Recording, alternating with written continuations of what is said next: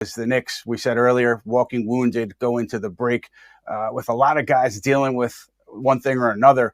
Well, let's start with Julius Randle, because there's this, 2 to 3 week time period. And I think right now we are at maybe the 2 week mark for him where he's doing rehab and he is kind of trying to see where he can go, what he can do after 2 to 3 weeks of rehab. And then he and the Knicks will reconvene and make a decision on whether he comes back during the season, how much he can handle, whether he needs surgery and he's out for the year.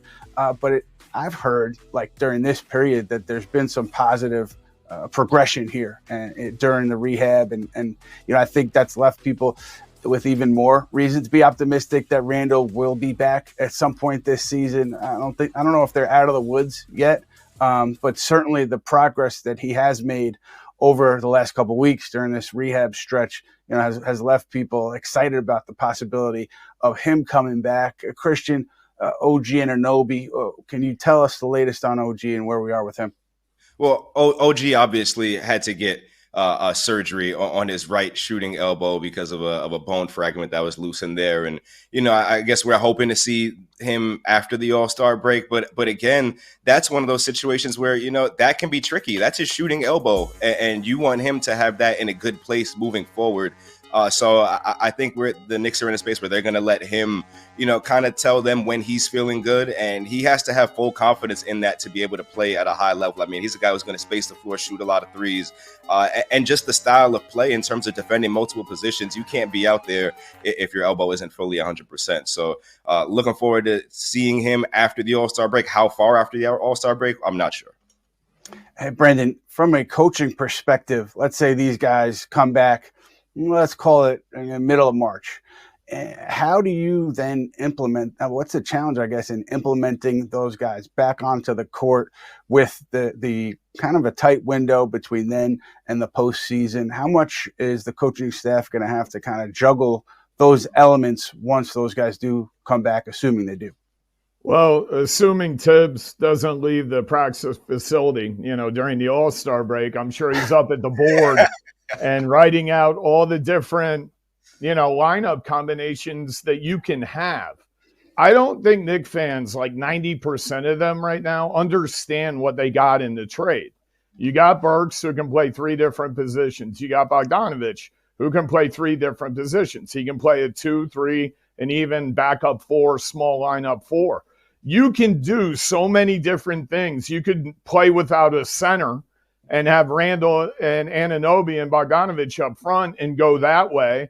Or you could go really big and put Bogdanovich at 2 and have the lineup the normal way.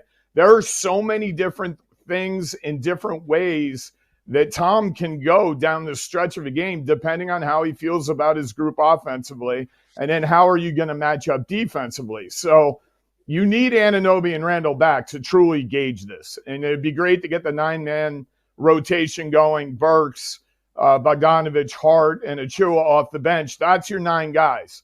And, McBride, Sims, they'd be spot players at this point. But the reality of it is you can go so many different ways. I would prefer if you can get away with not guarding a center, so you're not playing Philadelphia in that situation if Embiid's back, of taking the center out of the game and then putting Bogdanovich at 3, Anunoby at 4, Randle at 5. If you're worried about covering his center, let Anunoby guard the guy at 5. Like, there's so many ways you can do this. I think whatever they come up with, even if it's relatively traditional, you need about 10 to 12 games to get that rotation the way you like it, who's playing in the second group from the starters. If there are 3 or 4 or 5 close games in those 12, that would be great. You test out what you want to run. Knicks have been using Brunson a lot more off the ball lately, not as the point guard all the time. So how can you get that all together? I think you can do it in 12 games. So when are Anunoby and Randle coming back? Right. So there you go. We didn't even mention Mitchell Robinson, who also, he's expected to get back on the court, resume on-court activities after the All-Star break. He's got a long way to go, though. But, if they get him back within that time frame, 10, 12 games to go before the postseason, it'll be interesting to see what he can add as well.